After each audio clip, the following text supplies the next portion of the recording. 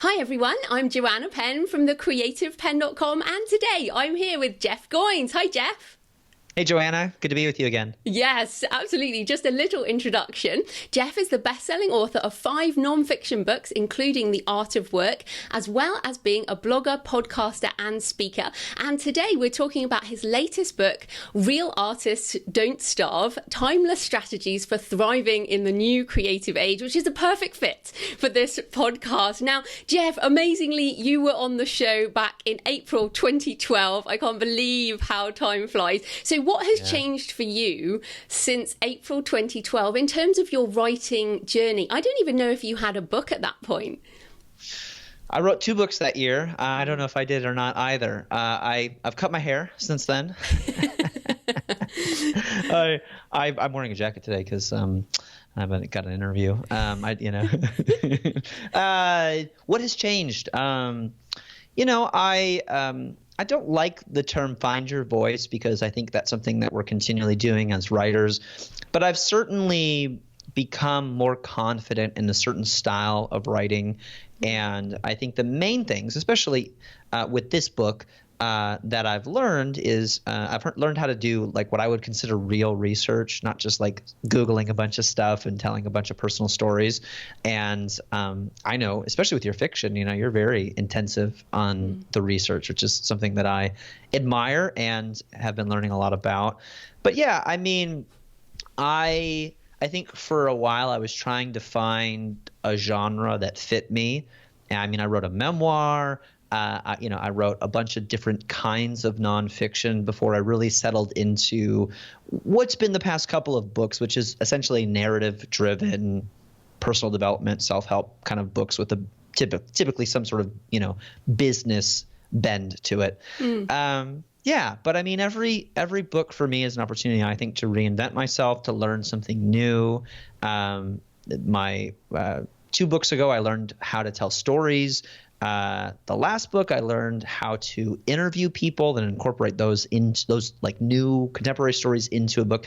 And this book, I learned how to do really deep research, and that was fun. And those are all skills that I want to continue to use in upcoming books. I think you're right. And another thing I've noticed about you is you do seem a lot more relaxed than you were in 2012. And you mentioned confidence there. And a lot of writers like email me, and they probably do you going, oh my goodness, I'm like so nervous about my doing a podcast or doing a book. So where are you on that sort of level of anxiety about new launches or doing a podcast like this? Has that something that's changed as well? Yeah, I think so. I mean, anytime you do something enough, you become more comfortable with it. And I think confidence is basically a product of competence, So the more you do something, the better you get. And then therefore, the more confident in it you get. But I hear this all the time, and I'm sure you do as well. People go, how do I overcome the fear of failure? And I say, look, every successful writer I know, every successful person I know is at least a little bit afraid every time they sit down to do their work. If you're not afraid, you're not doing it right. You're not taking risks. So I'm not nervous now because you're a friend and I've done enough of these things that it's no big deal. But every time, I mean, even when my book came out, I was really scared. But I think what I have learned that's helped, first of all, knowing that everybody's doing the work afraid is helpful. So when you feel fear, all of a sudden it's not an obstacle. It's a reminder that you're doing your job, right? Like fear is a reminder that you showed up to work today, which is much better than not. The second thing I think I've learned, talk about being relaxed. I just had a book come out. This book just came out, and I wasn't stressed the week it came out, in part because for the longest time I was anxious about the results instead of focusing on the work. And I believe that writers have a lot of control over how many books they sell. This idea that you write a book and you throw it out into the universe and you just see what it does, that's not the way it works. I know that's not the way you work. But at the same time, you cannot control and manipulate readers' reactions to your book. Yes. And at a certain point, the book does have to take on a life of its own, and it's not just you constantly promoting it that is leading to sales. And so I think I've learned, what am I in control of and what am I not in control of? And so am I measuring the results, or am I measuring the work? So the week my book came out, my wife left town and left me with the 2 kids, and I took the week off of work, which was good. I mean, it was a reminder that work is something that I do, but it's not 100% who I am, which 5 years ago I would have thought was a crazy idea. But I remember reading in Stephen King's memoir on writing, he says, I used to think that life was a support system for art, but now I realize it's the other way around. And our art needs to be giving life to the rest of our life. And if it's not doing that, and I would say for a few years, I was obsessed with my writing, and all other aspects of my life were taking a toll. And then ultimately that was hurting the art. And so today I think I have a more integrated approach to work and life and art, and all of these things feed each other. And that's I think the byproduct of that is confidence, but really what that has produced is a sense of peace. Like, these are the things I can control. These are the things I can't. So I'm going to focus on the things that I can control, which is really getting up every day and doing the work. And that is writing. It can also be, doing a podcast to promote the book, doing this or that. I mean, that's part of the work as well. But I have no control over, somebody listening to this going, oh, I'm going to go buy this book or whatever. That's not my job. My job is to show up and do the work. That's exactly right. And it's interesting because you do have a quote from the book, and it's a great book. I think, everyone should go buy it. Real artists don't starve. You do have a quote: creativity is work, not magic. So, you mentioned showing up and doing your work. So what are your creative working practices now after these number of books, and what has improved or changed? The better question is, what are your creative habits after having 2 kids? Yes, that would help people too. I know, yeah.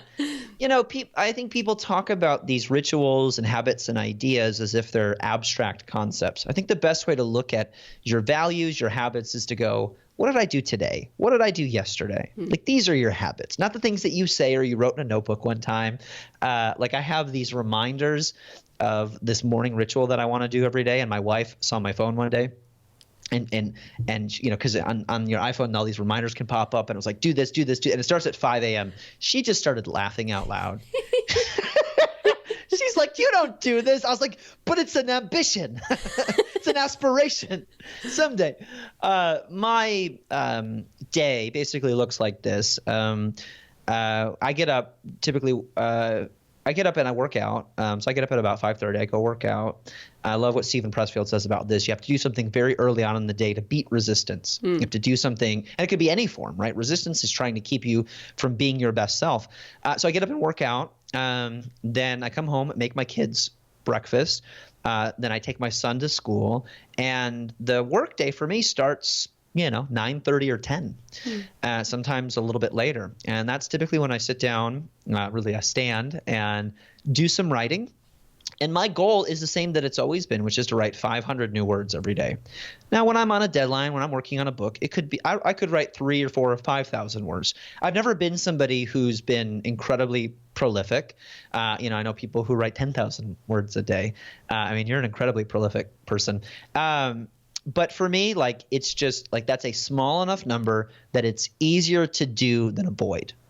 And for creating habits, that's always been my MO. It's got to be so annoyingly small that I might as well just get it over with, versus so big that I'm scared to attempt it.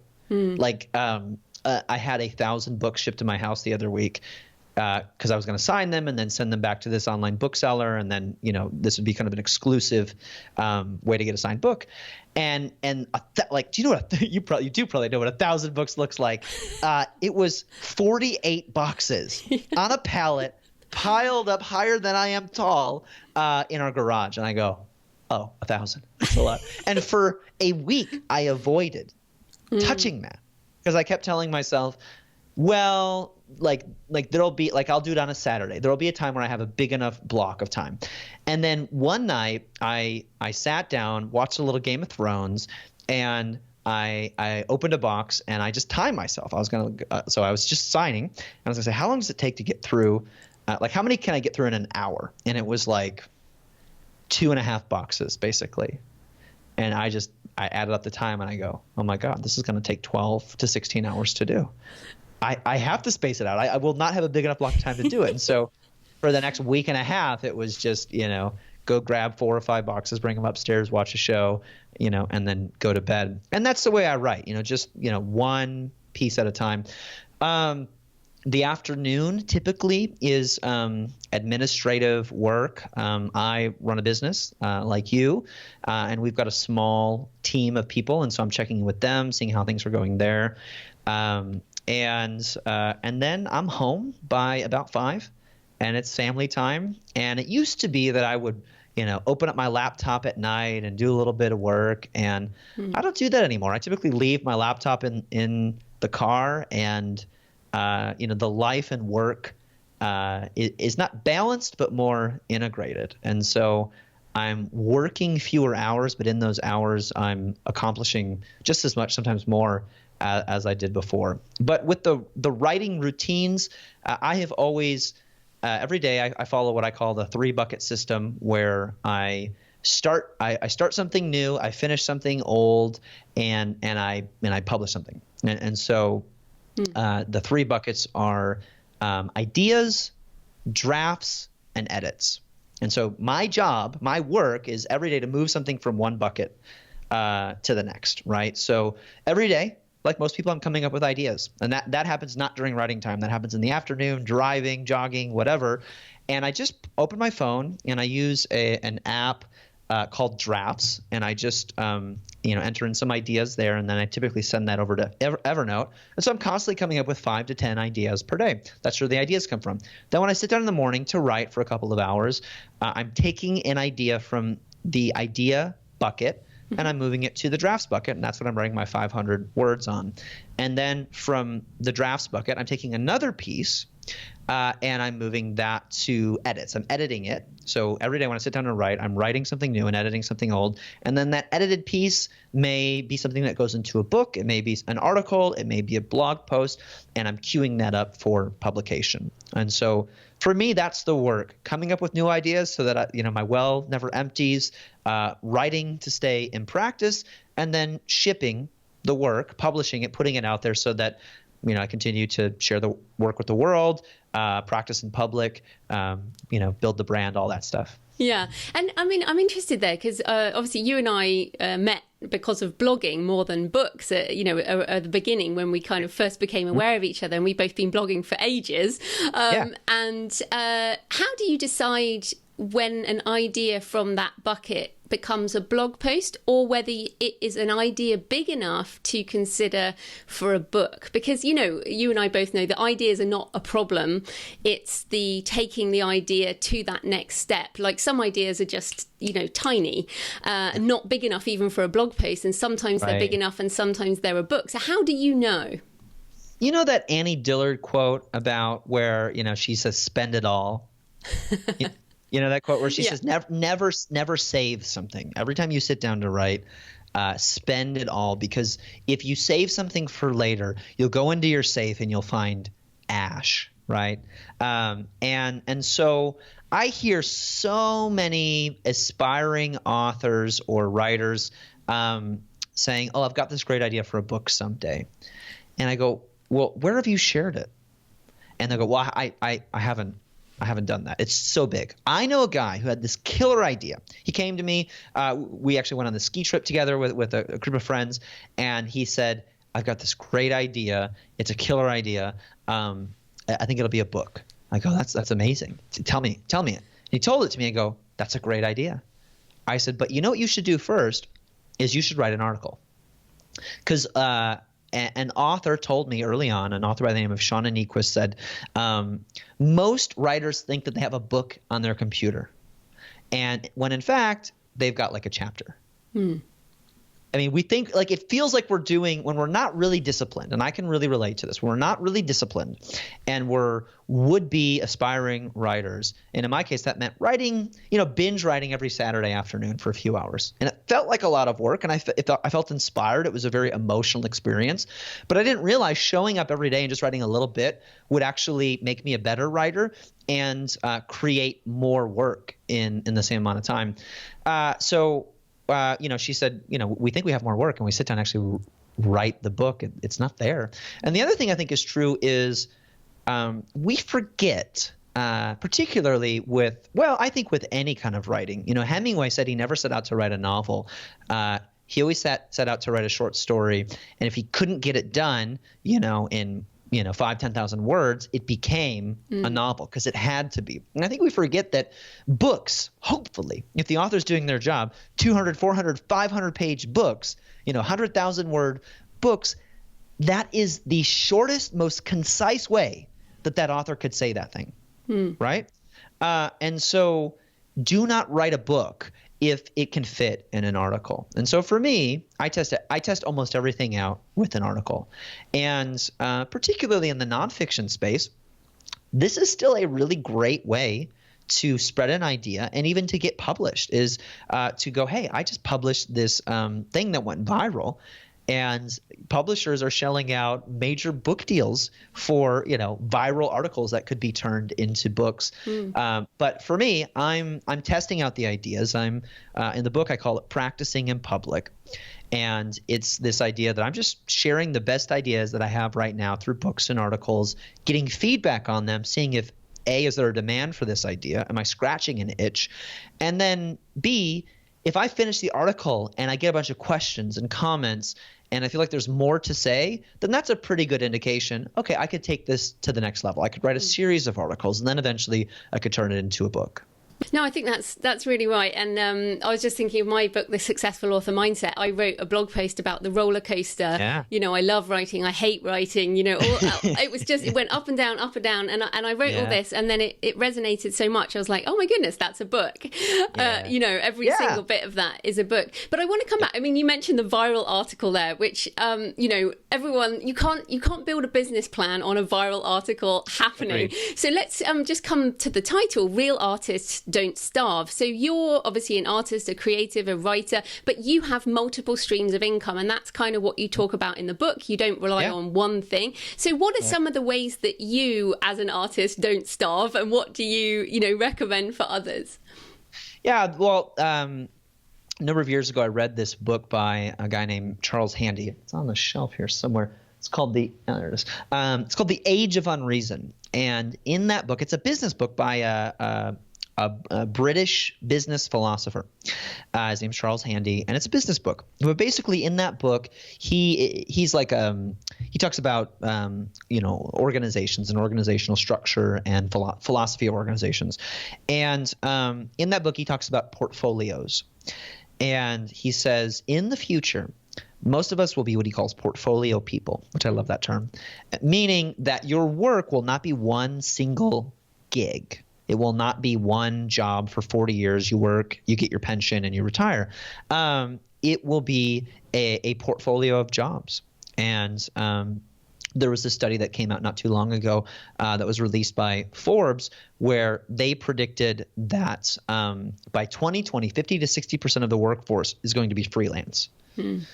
And this is what we call the gig economy today. So it is inevitable that most of us will have to be thinking entrepreneurially about our jobs. And you and I both know as business owners, having multiple streams of income is really, really important. And when I started writing, I was reading blogs. I was hearing a lot about online courses and information products and business, online business. And so I just kind of assumed this ended up being wrong, but I assumed you couldn't make enough money just writing books.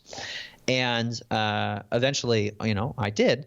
But I started out going, okay, so like what I'm going to do is I'm going to have a business helping writers while I continue to write my book. So I'll write a book. I'll hopefully become more successful. Then I'll tell people how I did it. And that was kind of the idea of the business early on.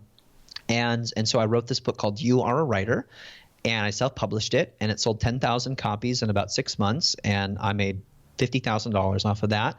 and I put my email address in at the end of the book, and people email me. Thousands of people email me saying, we need more help. And so I turned that into a course called Tribe Writers.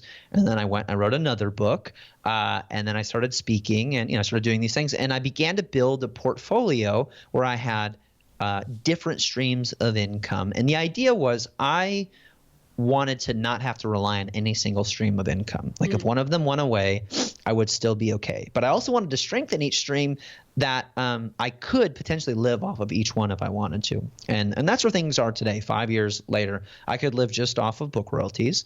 But I'm very entrepreneurial. And as you said, I love writing. I hate writing.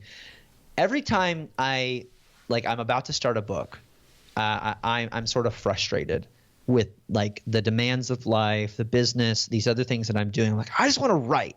And then I spend, like in the case of this last book, 11 months writing like 6 hours a day. And I'm just like, never again, never again.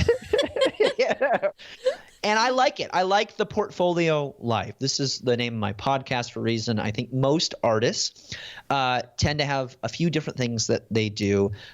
One, by the necessity of just like maybe one thing isn't a great income, but 3 or 4 things is. And then also, like I think it's the way many of our brains are wired. I read a bunch of interesting research about distraction and even ADHD and the connection to creativity, like what's going on in your brain when you're constantly distracted or you suffer from something like ADD or ADHD, and how that can actually make you more creative. And I talked to a psychology professor, and she calls this a leaky filter, which I think is kind of a cool idea. And so basically she's saying one of the benefits of distraction, if you can harness it, is that you can identify multiple opportunities at once. Whereas if you're just focused on the thing that you're doing right now, then you're going to limit yourself to doing that, and you'll do it well, but you may miss out on other things. An example of this that I shared in the book is Michael Jackson, one of the most successful pop musicians of all time. The majority of his fortune was due not to the songs that he wrote and produced himself. It was due to 2 other investments. One, he bought up the majority of the Beatles catalog for something like $40 million. And when he bought it, people thought he was crazy. They're like, you're crazy. Why are you doing this? He's like, this is an artifact. This is a cultural heirloom. And that catalog went on to be worth over $1 billion. Just insane. And the other thing is real estate. His property was worth hundreds of millions of dollars. And so if he were just focused on his music, he would have missed the opportunity to use his distraction to help himself become more successful. And a lot of very successful creatives, writers, artists, creative entrepreneurs that I know, their bread and butter, their biggest source of income is often something that you wouldn't imagine. They're really successful for writing that book, but they make most of their money off of consulting, or they had this big book deal or whatever, but this self-published thing that they wrote 5 years ago that's just constantly paying out royalties every month has made them more money. Whatever it is, the point is we don't know what exactly is going to be the big difference maker for us. And I would argue that many starving artists are hoping for the one big payout. Like if I could just do this one thing and make $1 million, that'd be great. Well, sure. Of course you would. Like we all would. But that's probably not the way it's going to happen. And the really smart creatives, people that I call thriving artists, are not they're not putting all their eggs in one basket. They're harnessing that leaky filter, and they're going, okay, I'm going to do that. While I'm doing that, I'm going to get I had this other idea, so I'm going to do that. And the challenge is not to be a jack of all trades, not to water down your art so much that you're not really excelling at anything, but it's to become a master of some, to create your own portfolio of income streams that make sense for you. And personally for me, the 3 hats that I wear are writer. I love writing books, so I'm always working on a book, and I'm getting royalties for that. So that's an income stream, and that's a great income stream. Entrepreneur. I like business, and so I run an online business helping other writers through some of my courses about blogging and writing, and that's an income stream. And then like marketer / speaker, and that is kind of an income stream, kind of an activity that I just do to promote the rest of the work. So blogging, speaking, podcasting, I get paid in some ways to do these things, but it really is a promotional part of the portfolio. So those three things are three skills that I'm constantly trying to get better and better at, and they feed the income for me. No, I think that's right. And of course, we have quite a similar non-fiction side, or I've got the fiction side as well. But Sure. it is, I think your model is pretty common with non-fiction authors. And generally, if you're a non-fiction author, you don't just focus on the book. You can actually make a lot more money sometimes from these back-end products. But I wanted to come back to what you were saying there about the cultural heirloom of the Beatles back catalogue, which I believe there's a 55-year rule, and Paul McCartney's trying to get some of it back now, which is really interesting. But these intellectual property rights are something that are incredibly important to authors. And I was really interested because you have self-published, and in the book you say, quote, "The thriving artist owns his own work." And yet you went with a traditional publisher for this book. So I'm really interested in why you chose that when you obviously understand the importance of ownership. And what do you think about the changing world of publishing? So when I wrote that, I felt angst because I was anticipating this, right? Like, don't sell out too soon is what I say in the book. And I really wrestled with this. So to be clear, the book is not 12 of my best ideas on what I think artists should do. The book is my understanding of what successful creative people have done for the past 500 years leading up through the present. So I read hundreds of biographies of famous, successful creatives, people like Jim Henson, the choreographer and dancer Twyla Tharp, Michelangelo, Picasso, and many artists in between, the Bronte sisters.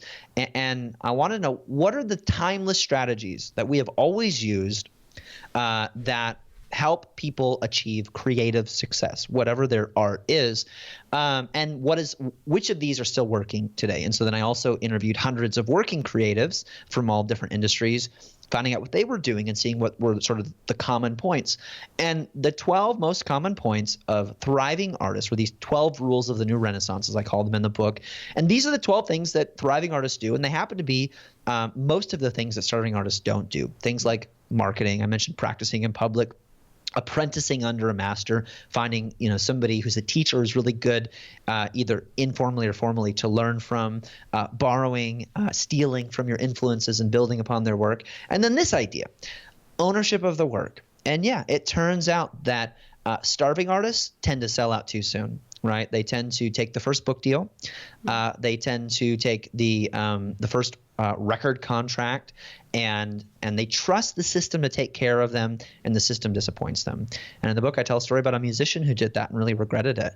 And honestly, this is part of my story. I got a traditional book deal. My first book deal was for $5,000. That's quite normal, just so everyone knows. That's normal, right? Yeah. Yeah. And I was like, oh, cool, and to this day, I still, kind of struggle with traditional versus self-publishing. And I think the whole industry is moving towards indie publishing. I think there will probably always be some sort of high-end mass distribution model for very, very like top-tier A-list authors, or like people that just don't want to have to deal with all of that stuff.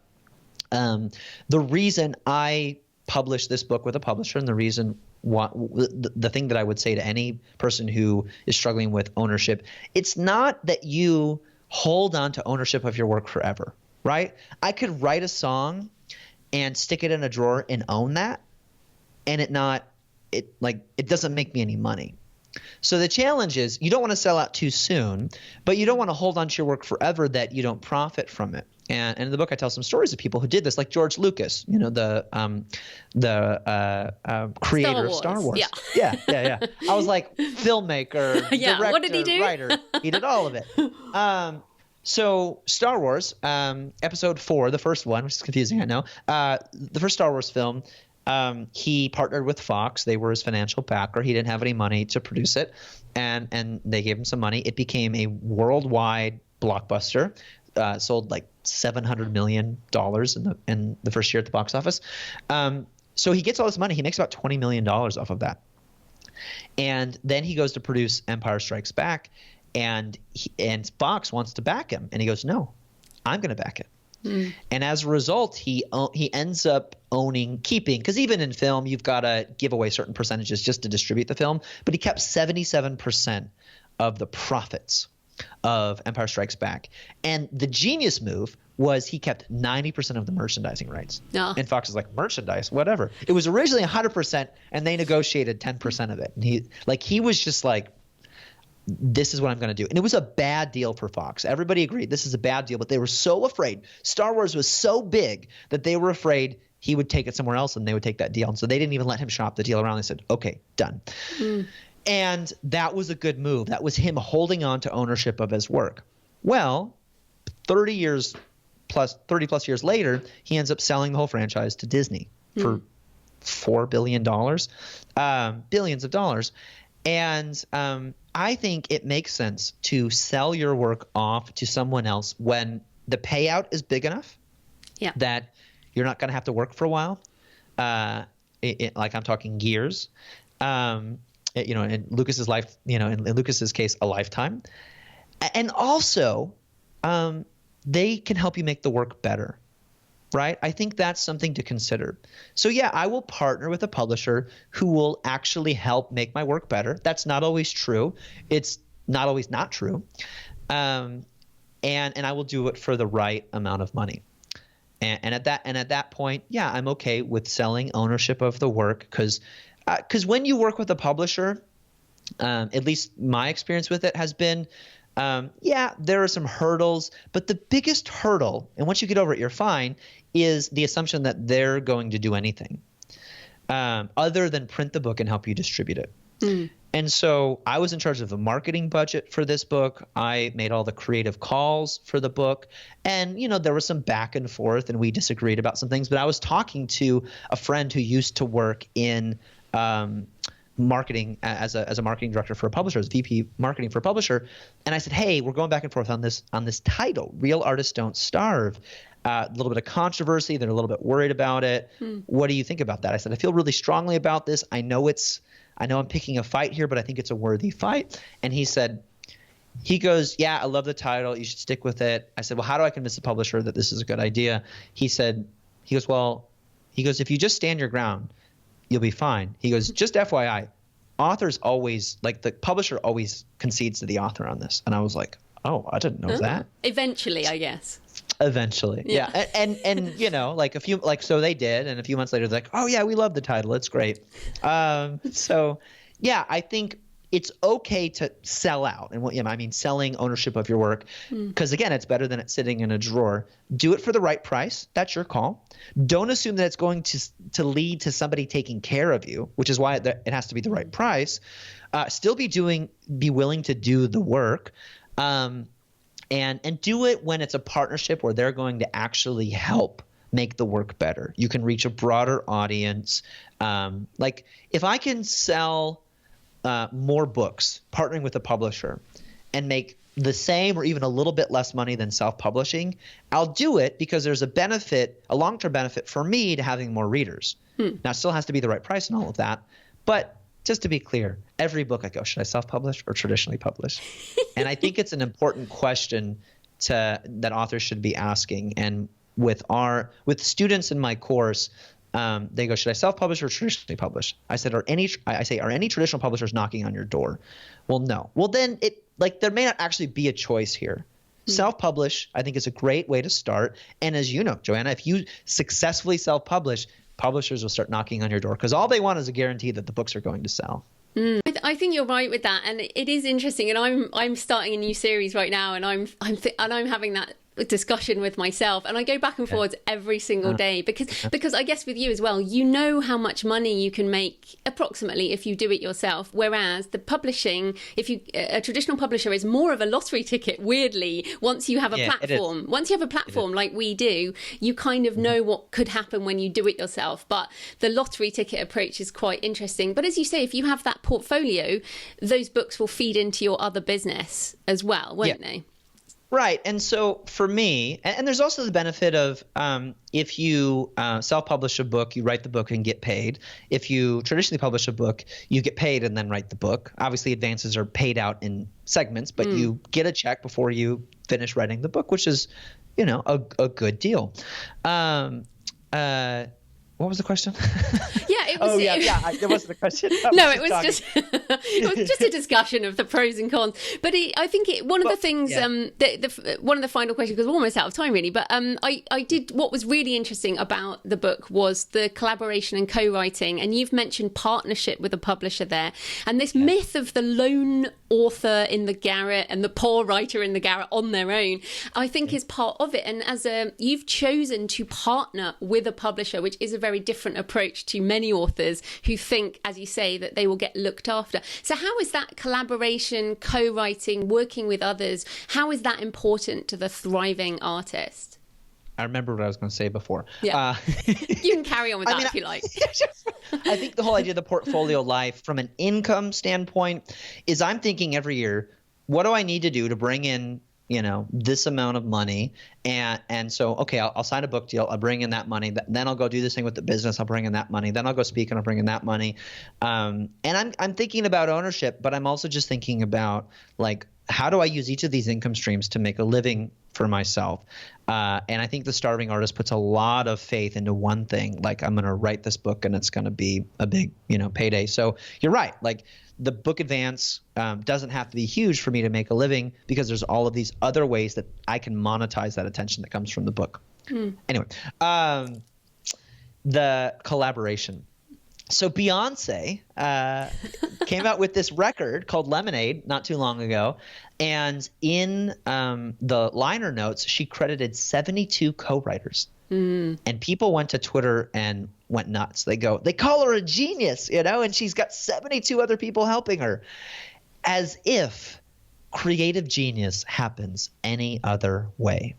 We have this idea that the world's best writers and speakers and entrepreneurs are doing their work in solitude, and that's how they're creating their best work. Certainly, we understand that there is a significant portion of our time as writers spent in solitude. I'm not writing my book with like a bunch of people typing on the keys with me. But I do believe that genius is a group effort. And you just look at the stories. I mean, it's staggering when you kind of get down to it. The world's most successful creative minds had a mastermind. They had a peer group. Sigmund Freud, Albert Einstein, J.R.R. Tolkien. So many people were getting feedback from each other. There's a great book called Powers of Two where he talks about partnership. Joshua Wolfshank is the author's name. And he talks about how the smallest denomination of like creative success is a duo. It's two people, Lennon and McCartney. You've got these sort of famous pairs and partners throughout history. And he talks about Emily Dickinson, which I thought was really interesting. People think Emily Dickinson was a loner because she was a shut-in. And I mean, it's true. I mean, she's a very reclusive person, probably had agoraphobia or something. And so it's like, well, she didn't collaborate with people. Except she was an avid letter writer. And she was constantly sharing her work with friends and teachers and getting feedback on it. We do not do our best work in private. We do it in the context of community. In the book, I tell the story about J.R.R. Tolkien and C.S. Lewis and how they go out to lunch one day and Tolkien is stuck writing his second book. The Hobbit came out. It was pretty successful. Publisher wants another book from him and he's stuck. And he's bored out of his mind. He's a perfectionist. And his friend – Lewis asks him, how's it going with the new book? He said, oh my gosh, I'm bored out of my mind. Tolkien said, I'm stuck. I can't finish this book. I'm probably going to have to quit. And Lewis said to him, well, Tolkien, don't you know that hobbits are only interesting when they're placed in un-hobbit-like circumstances? And all of a sudden, Tolkien realizes, oh my gosh, the hobbits are still in the Shire. I got to get them out of the Shire.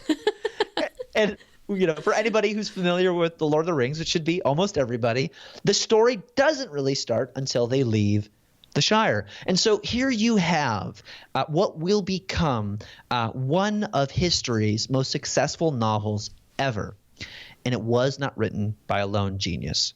It was written in the context of community. By the way, Tolkien and Lewis were members of a group called the Inklings that met once a week on Tuesday nights for years, decades. There were 19 of them, and every week they would share their works in progress with each other. We don't do our best work alone. We do it in community. And I should say they met at the Eagle and Child round the corner from my old college in Oxford.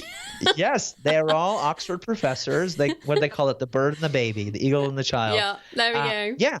Yeah, and they would meet for lunch, and they would give each other sometimes scathing feedback, but they all loved each other, and they all wanted to see one another succeed. And it is quite clear. There's a researcher by the name of Diana Glyer who has spent decades researching the Inklings, proving that they influenced each other, because for many years people believed they didn't. And you have letters between Lewis and Tolkien where Lewis is basically coaching Tolkien on don't do that, do that, don't do that. He was originally going to call Bilbo Bingo. So I think it's safe to say that Lewis influenced Tolkien and Tolkien benefited from that influence. And so if this is what it takes to create something like The Lord of the Rings, a classic piece of literature, how much more do we need the genius of groups to help us do our best work? Yeah, fantastic. Right, we are out of time. So tell everyone where they can find you and all your books online. Thanks, Joanna. Always a pleasure to chat with you. You can find me at my blog, goinswriter.com, Goins writer.com. I've got a newsletter there. If you sign up for that, you're going to get a bunch of free stuff, including how to build a tribe. I've got a beginner's guide to building an audience, which is a great, helpful PDF. And you can learn more about the book, Real Artists Don't Starve, at that website and also wherever books are sold. If you pick up a copy of the book, be sure to go to the book site, don'tstarve.com, and get some free bonuses. That's don'tstarve.com. And you have a podcast as well, don't you? I do, and you're going to be appearing on that podcast. It's called The Portfolio Life. You can search iTunes for it. It's also, there's a link to it on my website at goinswriter.com. Great. Thanks so much for your time, Jeff. That was great. Thank you, Joanna.